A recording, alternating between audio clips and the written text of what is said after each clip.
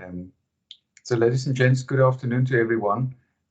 We will just hang on for another minute or so for people to log into the call.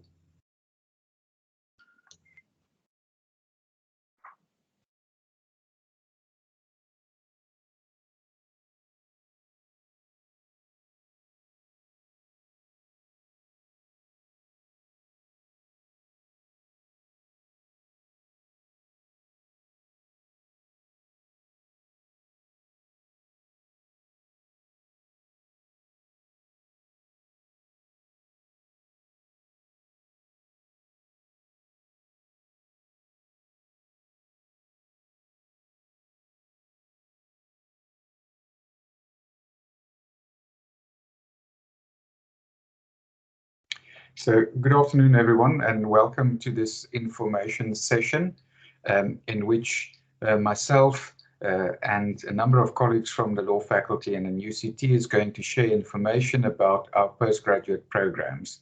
My name is Johan Hatting and I am the Deputy Dean for Postgraduate Studies in the law faculty. So welcome to all of you who have joined us this afternoon. So I am going to firstly just share with you our agenda, and I'll do so by sharing my screen. I hope you can all see it now. I will start off by providing an introduction to the School for Advanced Legal Studies and the qualifications that we offer in the Faculty of Law. Our faculty managers, Nondwe and Patricia, will then talk about the programs, the opportunities that they offer, and the application procedures. Our postgraduate students advisors, Professor van der Spey and Tong, will talk a bit about finding a research topic and a supervisor if you are interested in the research intensive programs. And our colleagues from the Postgraduate Funding Office and Ms. Gabi Ricci, our faculty marketing manager, will then speak to funding support and scholarship opportunities. And of course, at the end of this session, there will be an opportunity for question and answers. So that's how we're going to run the session this afternoon. It is recorded, so it will also be available afterwards if you want to listen to anything again. Firstly, I'm going to introduce the School for Advanced Legal Studies. Now, some of you might wonder, why do we have a separate school in the law faculty?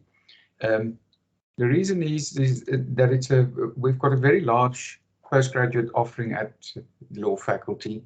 Our university is a research-intensive university, and so it makes sense that there would be a lot of expertise in the faculty. And indeed, we offer perhaps the widest and deepest variety of postgraduate legal programs in the country.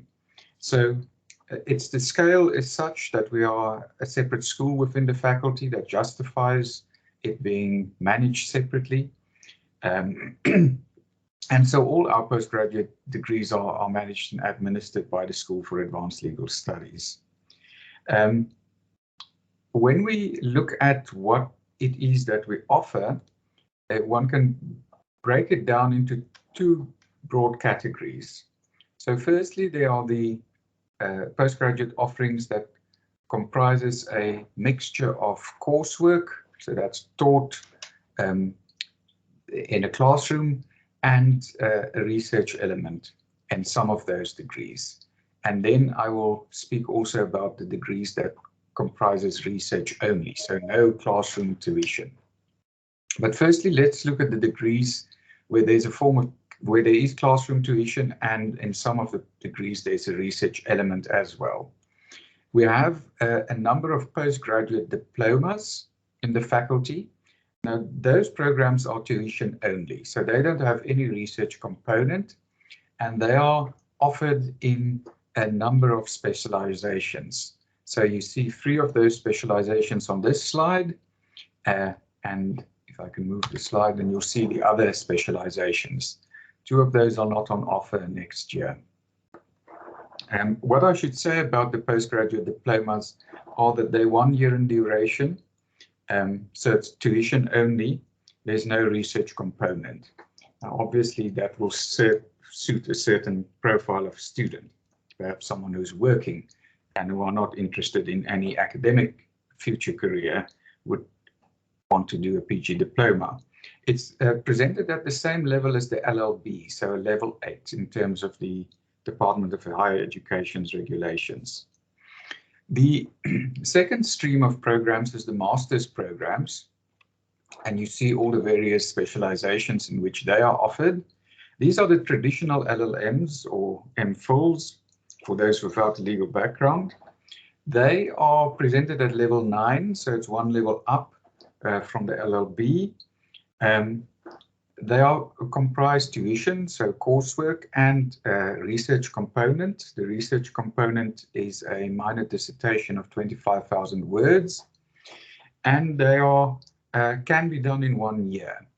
But the reality is that the average time it takes for students in the law faculty to do a LLM degree by coursework and minor dissertation is around 3 years. So you need to take that into account in terms of your planning. The credit count for this degree is 240 credits, so it's the largest credit count out of all our master's degrees, and it gives you a sense of how much time is required to complete it. Then the new kid on the block is the so-called professional masters. So this is also an LLM degree where you receive tuition in the classroom, but there's no separate minor dissertation that's being written. Instead, students complete 4 distinct research tasks.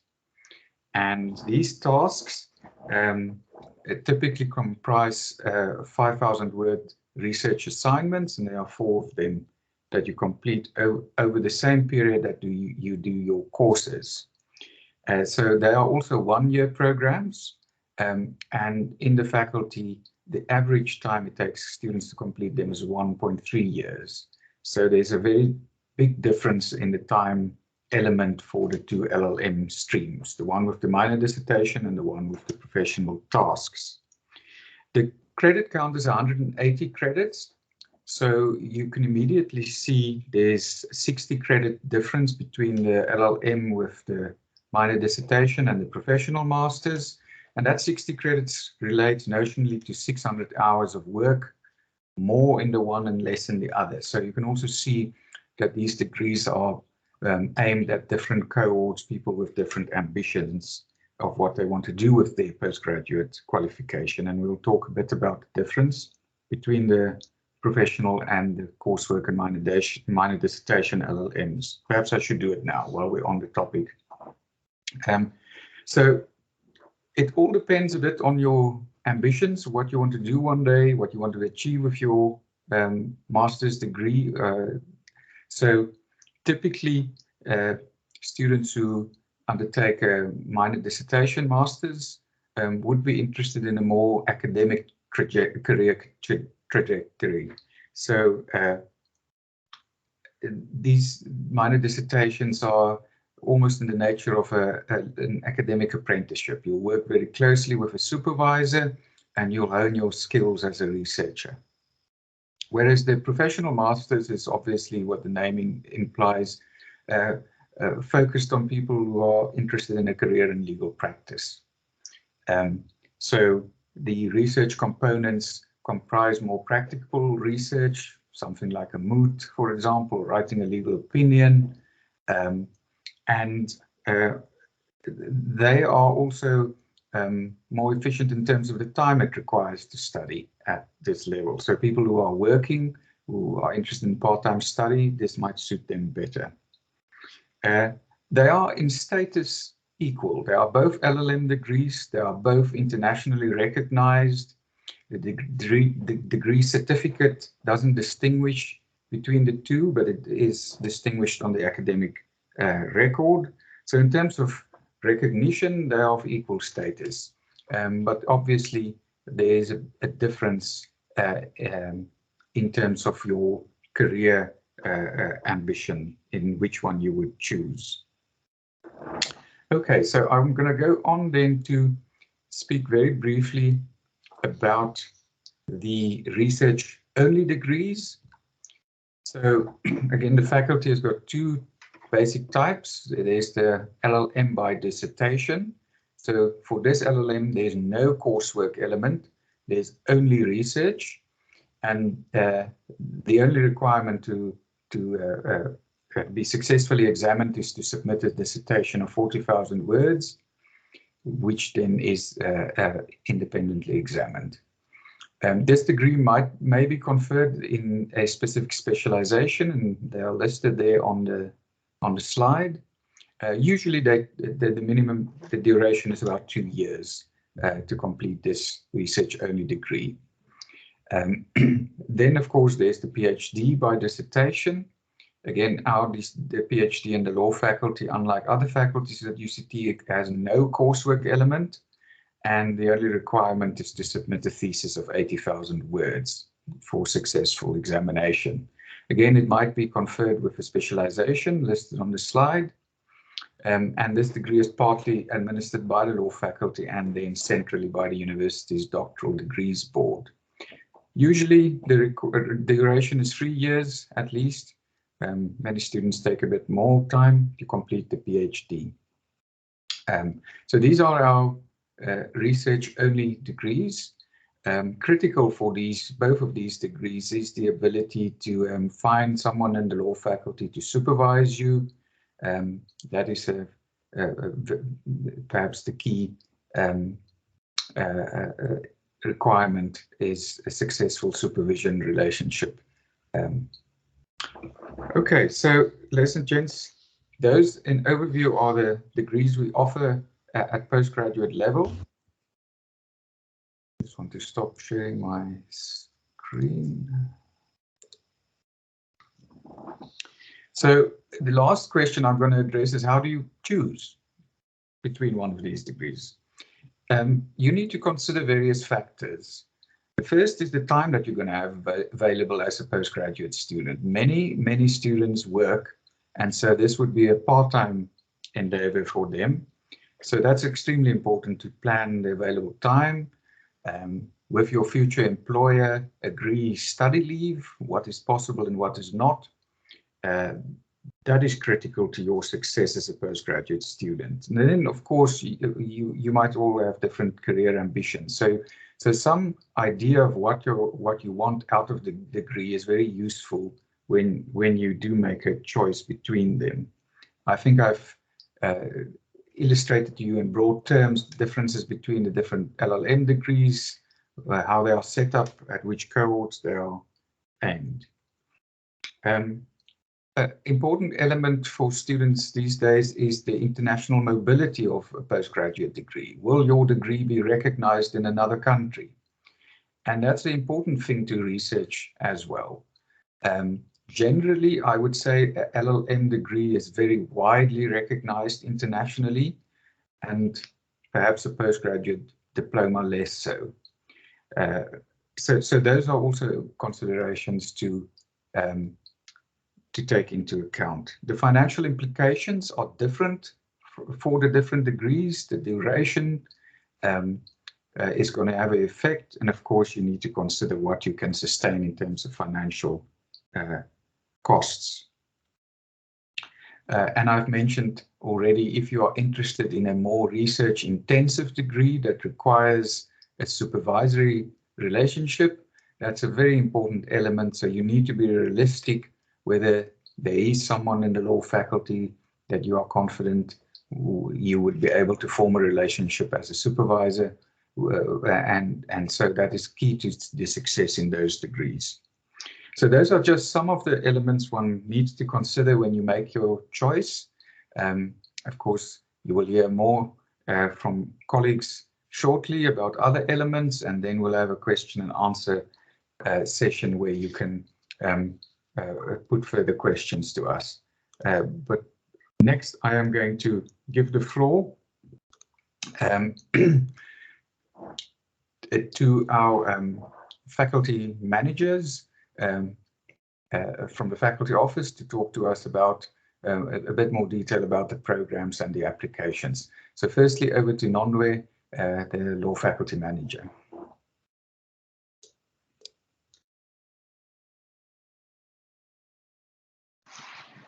Hi, Johan. Hello, everybody. Patricia is the one who's going to talk about the application process fully, but I just want to say hi to everybody and thanks for joining us.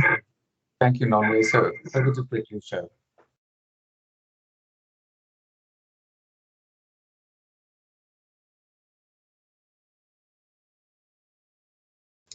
Patricia, you're on mute.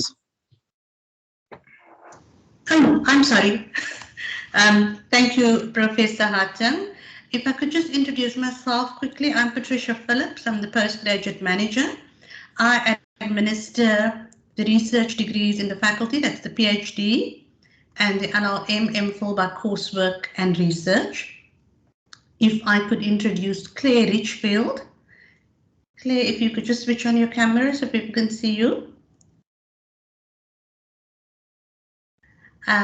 Claire administers the coursework and dissertation programs as well as the postgraduate diploma programs.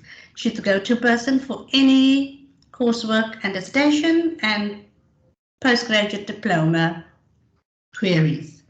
So I'm going to briefly talk to you about the programs in the faculty. Professor Hattin has outlined the programs on offer and the various specializations. I'm just going to refer you to the pages in the handbook where you can read some more about. It's page 81 to 183. We outline all the postgraduate programs, all the courses on offer. Every year we publish a handbook, and the handbook is extremely useful in terms of checking your program, making sure that you comply with the rules, and just checking which courses are on offer. In addition to the courses, to the programs that the faculty offers, we also offer an exchange program. Now, this program is offered to students who wish to go on exchange, students in the LLM or MPhil program. Students taking the professional master's program are not allowed to go on exchange. So, more about the exchange program. We advertise the exchange program in March each year. So students who are enrolled in the master's program can apply for exchange opportunities, and there are various opportunities to study abroad. We have the semester abroad where you can take 2 of your courses which you're taking towards your qualification at an overseas university. We've got 1 full year exchange where you take your entire degree at an overseas institution. That's the Tilburg exchange. More other institutions that offer exchange or UCT exchange partners is Queen's, Bucerius, Radboud, and there are a few more, and we advertise these in March every year. The thing with the exchange program is that you need permission to take certain courses, and when you apply, we provide you with all details. UCT students electing to go on exchanges abroad have to pay the full UCT tuition, and there is a waiver at the partner institution. The website will be updated shortly where you can see all the details around exchanges. The other special thing that we offer to our research students, we've got a special room in the library where research students can work on their dissertations uninterrupted. Only research students have access to it. Coursework and dissertation and postgraduate diploma students do not have access to it. Another opportunity is the faculty scholarships. Apart from the UCT scholarships, the Faculty of Law offers scholarships to students. We encourage you to watch out for these opportunities on the Faculty of Law website, and these are advertised around about December in each year. Now, how do I apply for law studies? Applications are all online. So students are required to submit their applications online by the 30th of September for coursework and dissertation programs and the postgraduate diploma program as well. For research programs, that's the PhD and the coursework and dissertation master's program, we advertise these programs in May each year. And we put out an advert outlining the areas of specialization. A popular area of specialization that's taking off is the aviation law studies program. So if you're interested, visit the website to find out more about our programs. You are not required to have identified a supervisor at the point of application for research studies only. A supervisor will be appointed. Now, for the various categories of law applications, you need to submit documentation. Now, this documentation can be found on the online prospectus, or to just summarize it, for the coursework and dissertation programs, you'd need a 500-word motivation. You'd need to submit your transcripts, that's students external to UCT, and a CV. For the research programs, you need to submit a statement of interest in which you outline the scope of your study, brief resources, and then just the statement of interest basically outlines exactly what you're planning to do, and based on this we can nominate an appropriate supervisor for your study.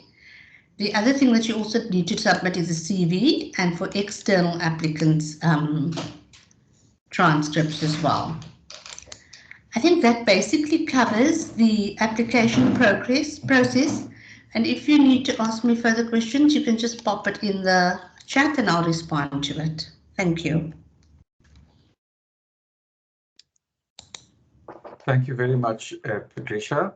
I'm now going to ask our postgraduate student advisors, Professor van der Spey and Professor Tong, to talk to us about the research supervision process.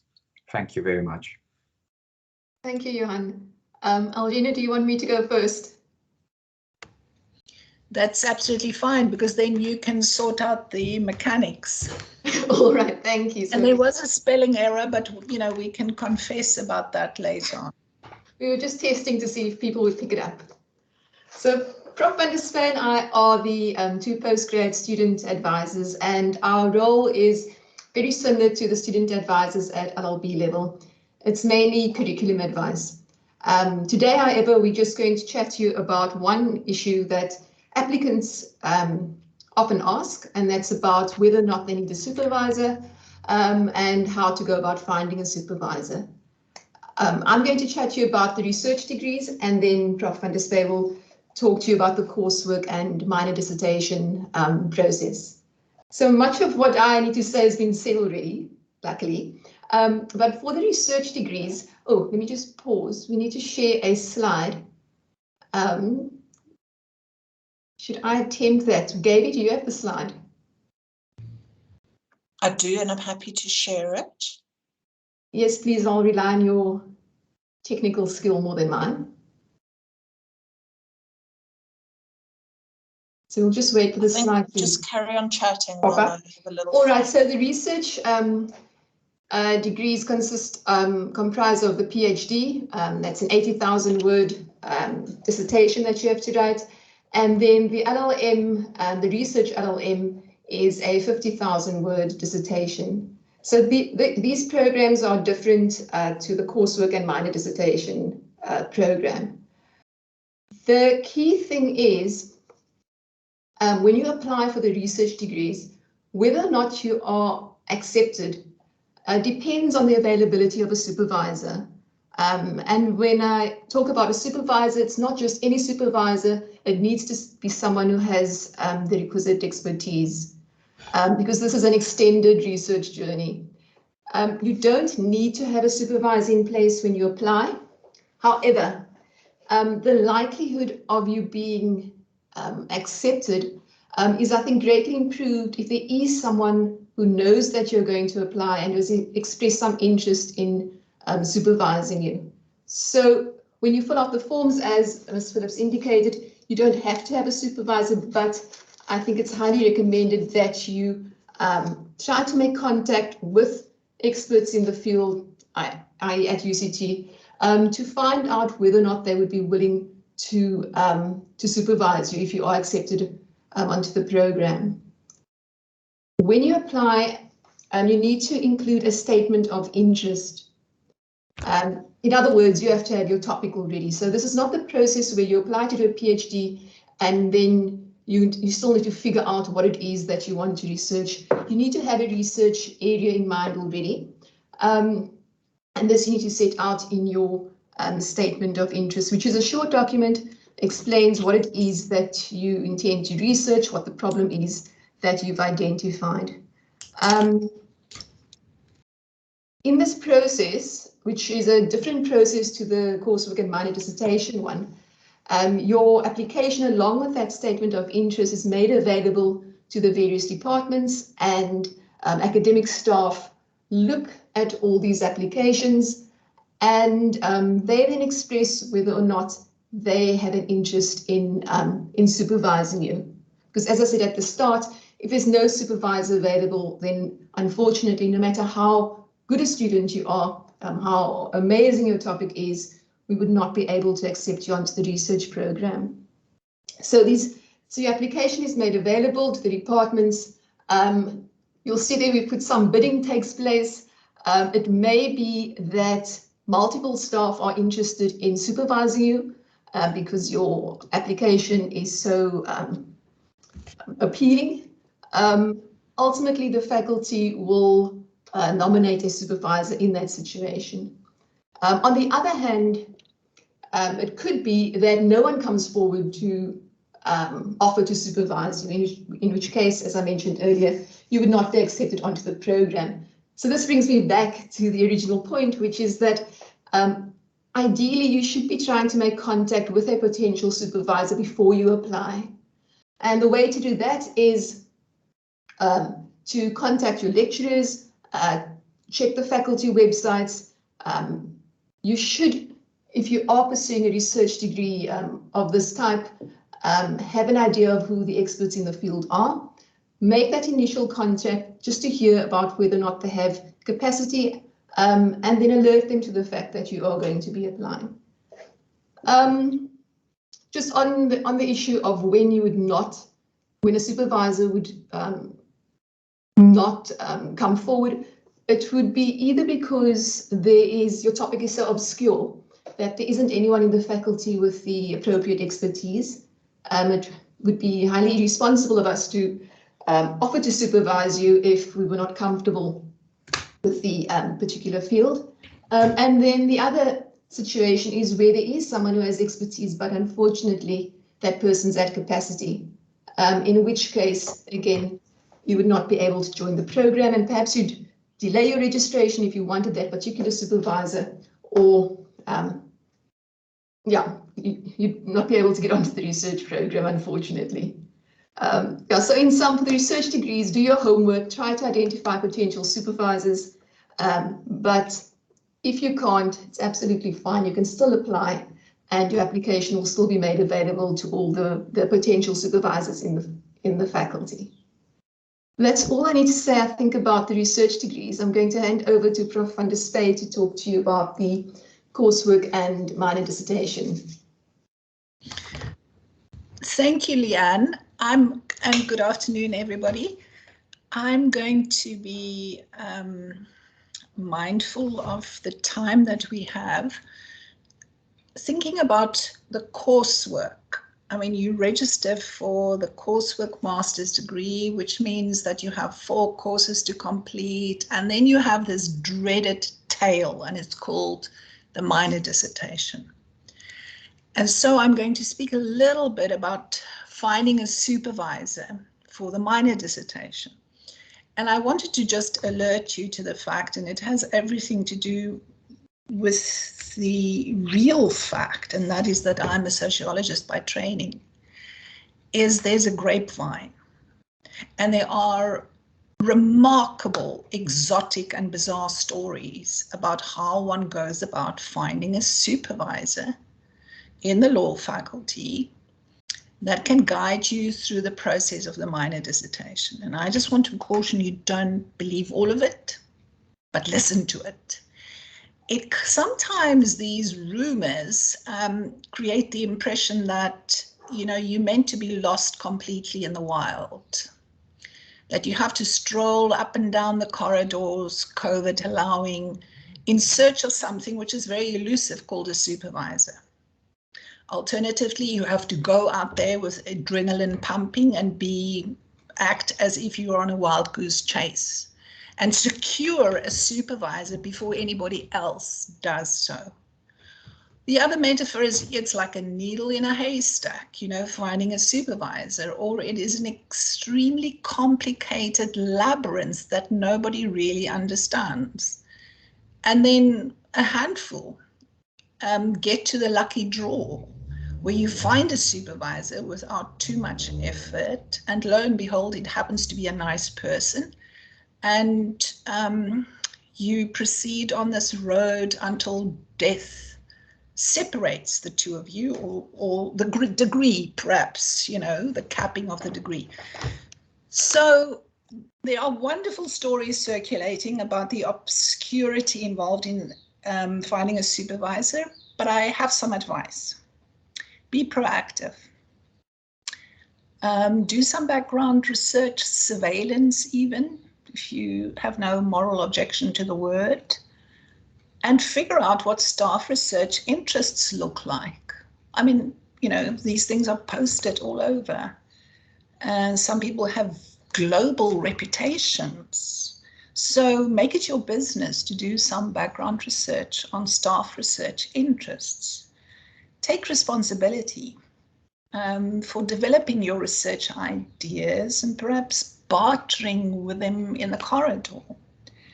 But be prepared to adjust your ambitious research plans. I mean, my colleague Leanne has referred to that, but you know, in the terrain of criminology, we often get statements such as, you know, I want to do research on human trafficking. Really? What aspect of human trafficking? Or I'm interested in hate crime, or homeless people. That is not enough. So be prepared to develop your ideas and then to adjust that in conversations with a potential supervisor. And make it also your business to speak to program conveners, to HODs, to course lecturers, and to other students, because there is a wealth of advice embodied within those particular designations. Don't believe every story circulating on the grapevine. Know your rights as a postgraduate student. After all, you are paying for supervision. And the faculty, us, do have a responsibility to provide supervisory capacity. And it's in our interest to jointly, in a reciprocal manner, sort that out. But of course, the world is not perfect. Maybe your favorite supervisor is just too busy. So be prepared to negotiate and settle for what is possible. And I think the last observation, because I can't see the screen now, is to use the MOU. It is something that we all now have to sign off on at a very early phase of the degree registration, where you may be lost in the wild, have not started the wild goose chase, can only see a labyrinth that is not negotiable. But it is at that early point that we already expect you and the program convener, program advisor, to sign off on an abbreviated MOU. Don't let that abbreviated MOU sit in the dark cupboard. Make it your business, in consultation with others, to develop that MOU that reflects a doable research idea in consultation, perhaps with more than one potential supervisor.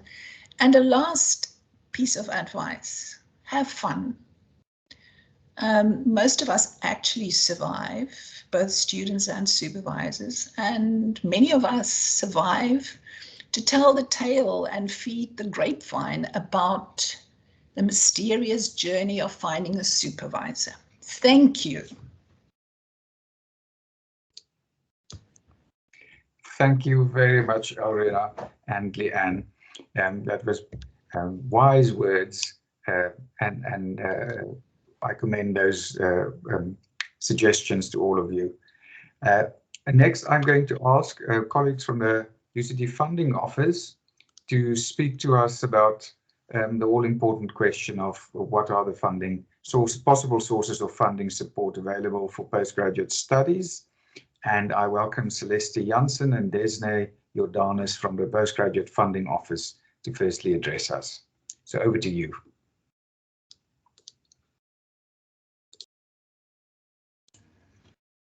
Hello everyone, my name is Celeste and I'm from the Postgraduate Funding Office.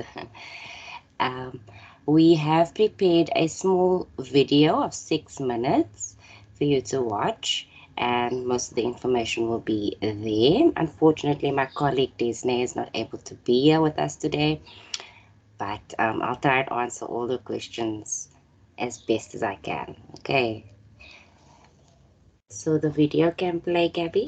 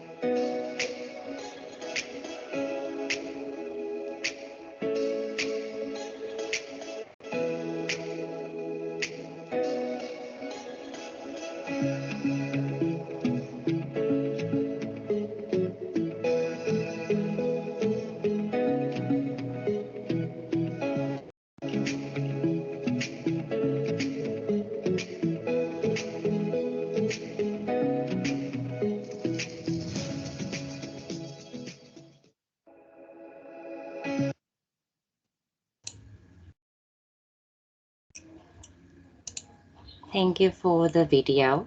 I think the most important notes to take out of the video is that we don't fund postgrad diplomas, postgrad certificates, any part-time studies, unfortunately, and any LLB. I think that is, yeah, any LLB degrees.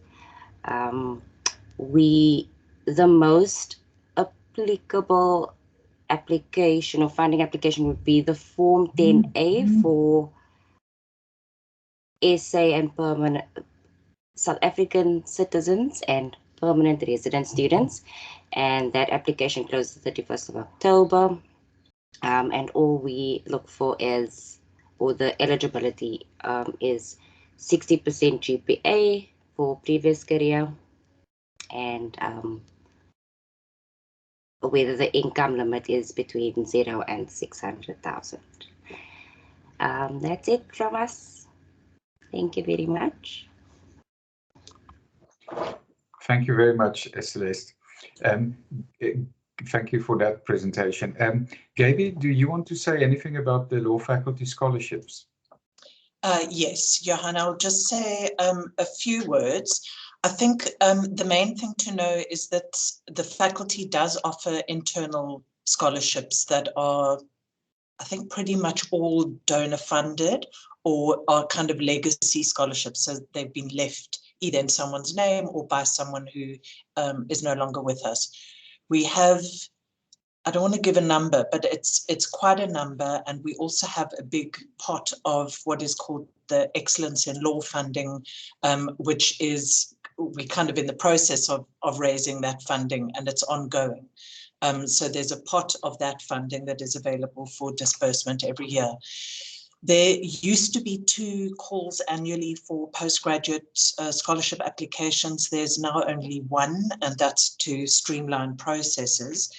The thing to bear in mind is that the call usually goes out around November, December, closes at the end of January. Decisions are only made on awards, and I'm sure Patricia could correct me if I'm wrong on any of this. Decisions are only made on awards for that academic year once that academic year is actually already kicked off. So it's a little bit of a gamble, I guess. You wouldn't come into your master's or your, yeah, it's a master's. I don't think there's funding for PG dips that I'm aware of, but you'd come into your master's and have registered before you would have been able to secure funding. The applications are primarily on an academically competitive basis. I'm not sure what the total amount of funding is available every year, but do keep an eye out for those applications. You would already know if you've been accepted into one of the postgraduate programs by the time you apply for faculty funding. And the information is all on the faculty's website. If you look on the homepage, there's a list of buttons down the left-hand side, and there's a button there for scholarships, and it'll take you to the postgraduate law faculty scholarships funding page, which carries the details and application process. So definitely go over there to have a look in conjunction with the various pots of funding or opportunities that the Postgraduate Funding Office offers. Thanks, Johan. Thanks very much, Gaby. Thank you very much, colleagues, for all your presentations. Ladies and gents in the audience, now is the opportunity for you to ask questions. I see some questions already asked in the chat and answered very helpfully.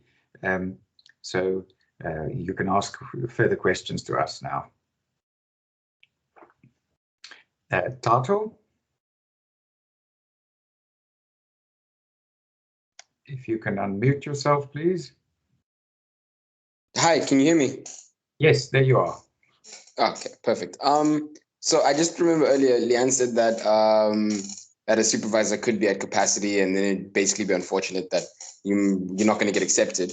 So then I was wondering how, like, more to the details of how supervisors are chosen, because are all the applications considered as a group, and then supervisors bid in inverted commas for which students they want to take on, or is it like on a application by application by application, and then it might get to a point where you could just be unlucky, your application could be considered last, and now the supervisor you had intended to, or a supervisor that you might have gotten is now at capacity because just of unfortunate timing.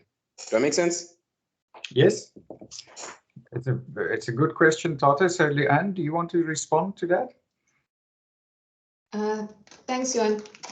Yes, so just for context, this is specifically the research degrees. So it's PhDs and LLM by full dissertations, not the coursework and minor dissertation one. And it's considered as a batch, as it were. So it's not on a rolling basis. At least it hasn't been, I don't think it's changed. Patricia Phillips can perhaps add to it. So that the potential supervisors see the whole group essentially, and then make a decision based on sort of, I don't want to say bid or pick, but it's basically a big spreadsheet with the applicants and the statement of interest. And on that basis, supervisors who have capacity will look and see whether or not there's a particular student who is wanting to do research in their area and whether or not they can offer the expertise. So yes, it's not the case of it sort of rolling and rolling and rolling, and unfortunately you applied at the tail end of the period. For research degrees, it's considered in bulk. Okay, thank you. That makes sense. Thanks very much. So just to be clear, Tata, if you apply for the LLM by coursework and minor dissertation, that's on a rolling basis.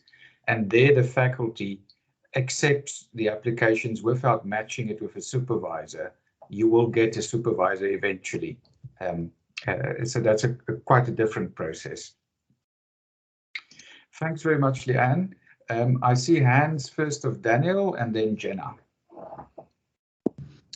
Hi, thank you for taking my question. I just wanted to ask just about what you said now regarding the coursework and dissertation program. So we get accepted by the faculty, and then you said that we will eventually get a supervisor.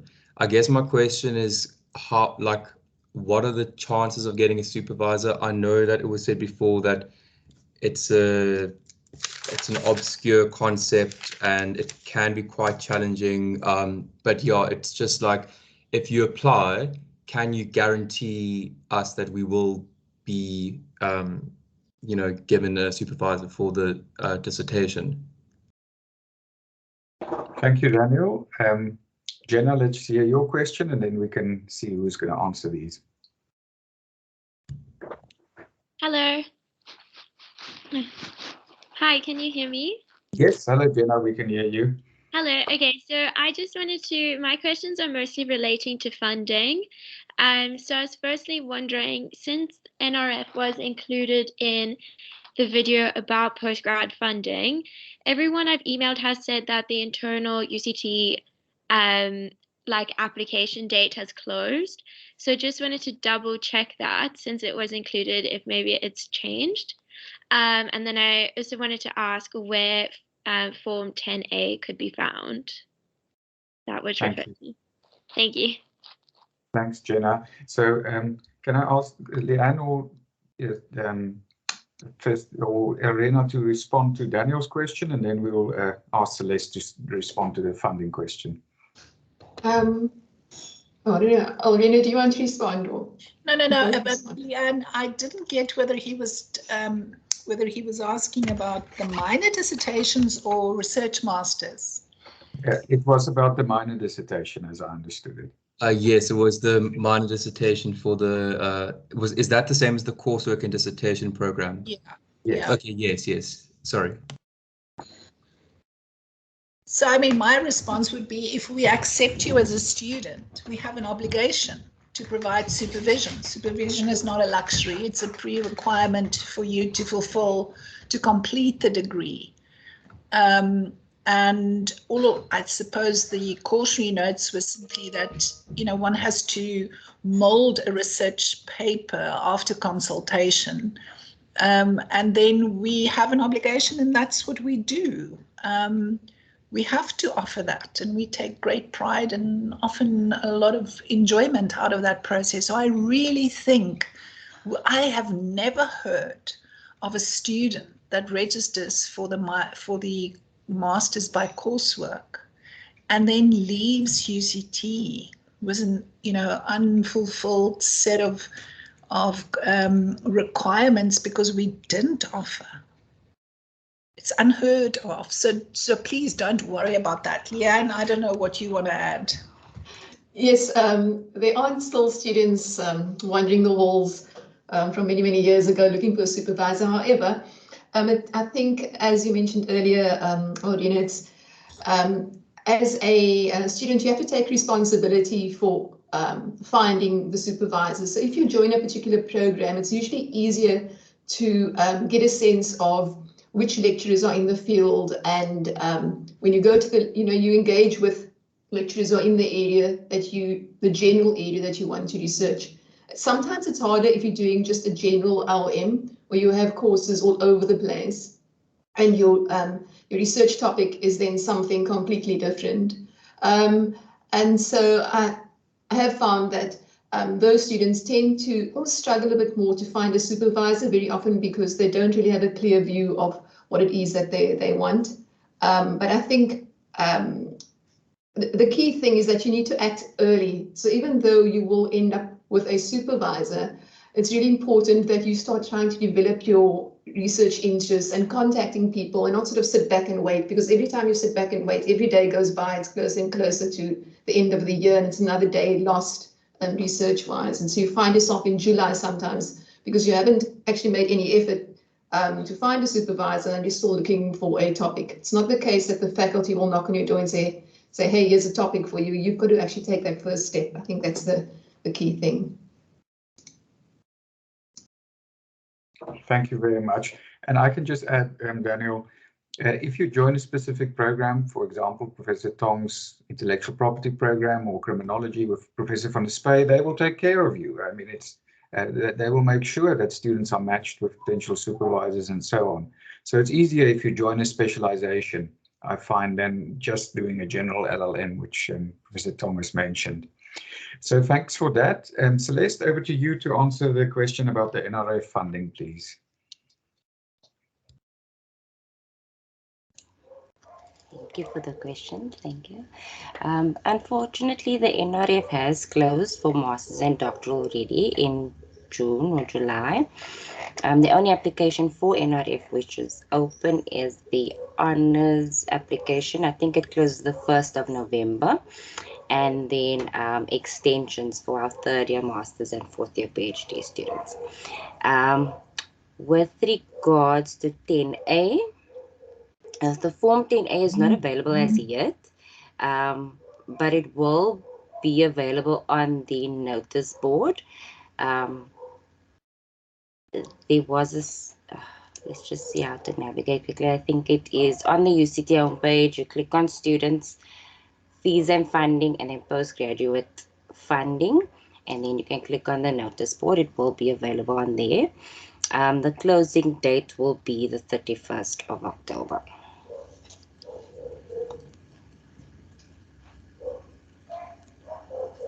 Thank you. Thanks very much. I see a hand. I'm just trying to see who it is.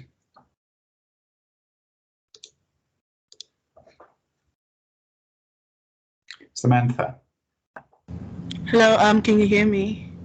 Yes, we can hear you, Samantha. So I wanted to ask, with regards to the statement of interest, how detailed must it be? Because I don't know, I'm just having a little anxiety about that. Okay, are you referring to the application statement of interest? Yes, for the LLM by dissertation. Okay, thank you. Can I ask Leanne or Elrina to, or Patricia perhaps, who would also know that? Can you just repeat the question, please? So I was asking how detailed the statement of interest has to be. Like, how detailed must it be? Do we really have to know specifically what we're going to research on, or I can have a broad idea? Okay, from an administrative point of view, the statement of interest is basically a 3-page document. I can put a copy of the requirements into the chat, so you can see exactly what is required, but perhaps our academic colleagues can give us more detail on the academic requirements.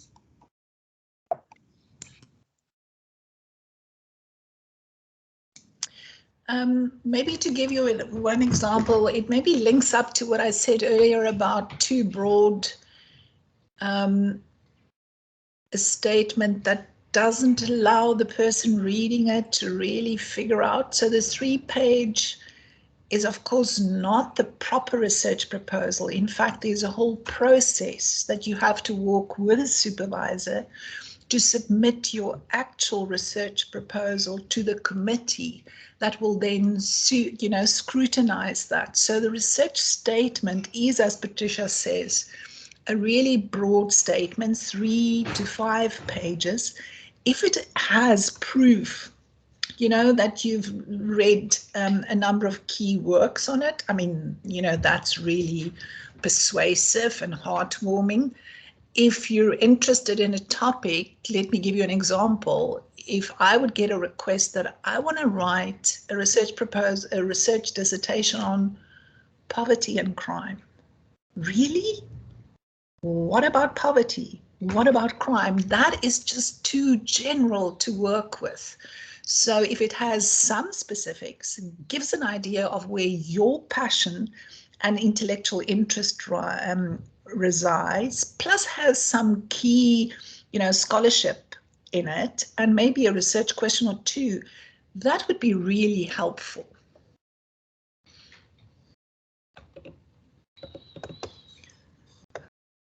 Okay, thank you so much.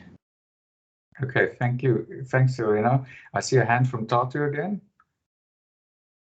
So I just had a question that related to what you were speaking about right at the beginning when you were distinguishing between the different types of masters. So I was having connection issues and I couldn't see the slides and I couldn't really hear what is going on. So when it comes to the different masters, you choose between a research master's or a coursework and dissertations one if you're doing an LLM/MPhil and not if you're doing a professional master's? Or is it the same, or do you have to make the same decision between the two regardless of which type of master's you're doing? Okay, Tata, if I can put it simply, there's 3 LLMs. The one by dissertation, which is research only, the one by coursework and minor dissertation, and the one by coursework and research task. So the latter two are exactly identical in terms of coursework. It is just the research component which takes on one of 2 forms, either a minor dissertation, which you write on a topic of your choice with a supervisor, or you complete 4 research tasks set for you by the people who teach the 4 courses that make up the degree. I think that's the simplest way I can put it. Does that make sense? Yes, it does. Thank you. Okay. I see a hand from Praise. I wanted to ask the master's by dissertation and the master's by coursework and minor dissertation. Is there a difference in time periods in which it's completed? Because I think I saw the presentation that it said 2 years, but is that for just the master's by full dissertation, or does it also refer to the master's by coursework and minor dissertation? Thank you, Praise. It's an important question for all of your planning. The master's by coursework and minor dissertation is a minimum duration of 1 year. And the one by dissertation, I believe, is a minimum duration of 2 years. But you must factor in that is just the minimum requirement. The reality is that most students who embark upon the coursework and minor dissertation LLM, that's the traditional one, take much longer than a year, unfortunately, to complete. And that has got to do with the open-ended nature of research and a research project. Of course, you will plan a timeline with your supervisor, but things happen. all sorts of unforeseeable events might mean that it takes you longer. So, as I said earlier, the average now in the law faculty for the coursework and minor dissertation hovers around 3 years. And I should also say we have very few students who do the LLM by dissertation. The reality is that it's like a mini PhD, and most students would prefer doing a PhD if you do a full-on research project. So I'm just giving you the statistics to sensitize you to what is the actual situation. And that's important for your own planning to take that into account.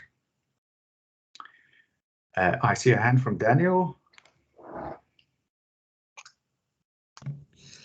Hi again. So I just have another question regarding the dissertation. So, okay, so if you do, let's say, a master's specializing in a specific area of law, like international law, does the dissertation have to align itself with that area of law, or must it align itself with a specific course that you're doing within that area of law? I don't know if that makes sense, but yeah. Yeah, so Daniel, it must broadly align with the program specialization. So if you do specialize in international law, doing a minor dissertation on a commercial law subject wouldn't make sense. But you are not confined in the way that you described, that it must be linked to a specific course on the program. It must just broadly relate to the program specialization. Okay, thank you. Anesu? Hello. Hello, Anesu. Okay, hi. I was just wondering, in terms of, say, for example, if you want to go on to do your PhD, is there any particular avenue that like will help you, let's say, prepare or just like looks better in your application? Or is it just like I have the LLM and like that's it? Thank you. Okay, no, it's a good question, often asked by many students. So I'm going to ask Ariana or Leanne to respond to that, please. I'll take a first stab and then let Ariana add to it. So the key thing, I think, when you are applying for the research degree is that your application convinces us and the potential supervisor that you have the ability to embark on a long sustained research project. So if you have already embarked on such a project, possibly a minor dissertation, but not necessarily so, then it may be an indication of your ability to complete a 3-year research project. Having said that, if you do a professional master's, it does not mean that you cannot be successful in the PhD program or that you won't be accepted. 2 of my current PhDs are professional master's graduates. But the key thing, as I said, is that there must be some indication that you have the ability to engage in this sort of project and, the ability to do a long writing project is an example. So I suppose the point is simply, for me, it's a matter of evidence ultimately at the end of the day. And just to add to that, Joanna, I think it's evidence of staying power. And if you've survived, the research master's dissertation, I mean, that's just great evidence. The minor dissertation is also. So, yes. Thanks very much. Daniel, your hand again, or is it the old hand? No, it's a new hand. Sorry, I have so many questions. I feel like I'm dominating this meeting. No. I'll be quick. So I just wanted to talk a little bit about, ask about the exchange program. So if UCT has nominated you to, let's say, partake, so I've been nominated for Stockholm for a semester. I would like to know how exactly that works, because I know that we do, if you want to do the coursework by and dissertation program, which is what you have to do if you want to do the exchange, then we do 4 courses and the dissertation, and 2 of the courses we do through the exchange program, so at the other university. Then what happens with the dissertation, and will it have an impact if we aren't going to be in the country because we won't be able to meet the supervisor in person? I don't know who wants to answer that question. Yeah, it's a good question. I can ask Leanne or Arena to respond.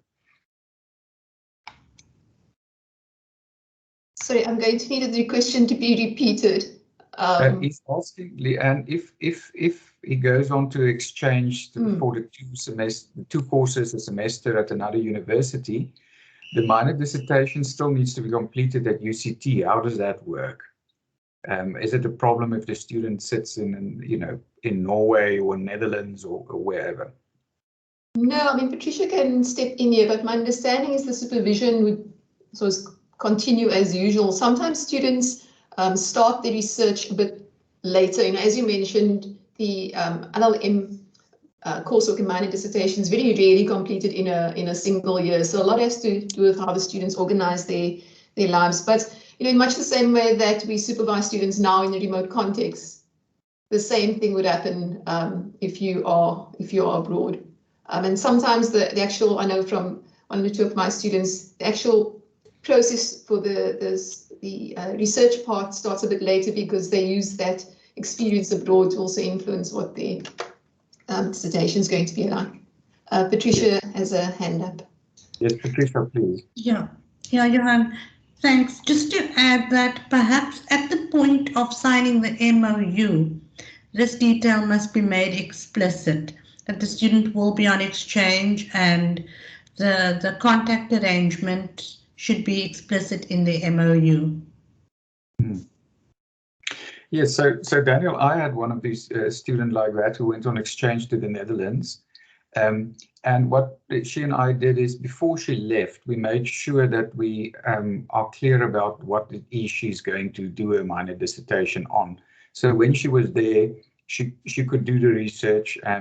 The academic years don't perfectly dovetail between the southern and northern hemisphere. So they only start their academic year typically in September and October. So it inevitably means you're going to spend 2 years on this master's. And that worked out well. She wrote her minor dissertation while she was in the Netherlands, and we were on emails and Zooms and whatnot. And she graduated within the 2 years. So it's certainly doable. Thank you so much. Okay. So, ladies and gents, we're already over time. Are there any closing comments?